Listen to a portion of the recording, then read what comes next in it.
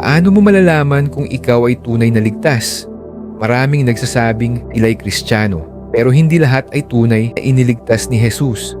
Mateo chapter 7 verse 21. Hindi lahat ng tumatawag sa akin ng Panginoon ay papasok sa kaharian ng langit, kundi ang gumaganap kalooban ng aking Ama.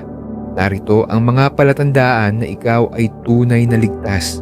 Una, may tunay kang pagsisisi at pagbabago ng buhay. Hindi ka na namumuhay sa kasalanan, kundi lagi mong hinahangad din ng Diyos.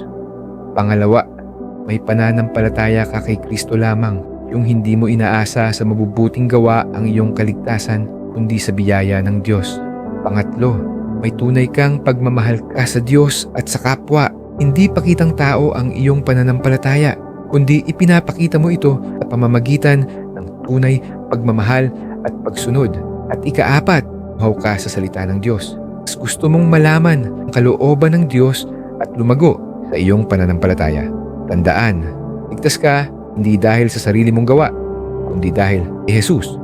Kung nakita mo ang mga palatandaang ito sa iyong buhay, magpatuloy ka sa pananampalataya. Pero kung nagdududa ka, baka ito na ang paalala sa iyo na lumapit ng lubusan kay Jesus. Kung nagustuhan mo ang mga ganitong klaseng video, pindutin lang ang follow dahil nag-a-upload ako araw-araw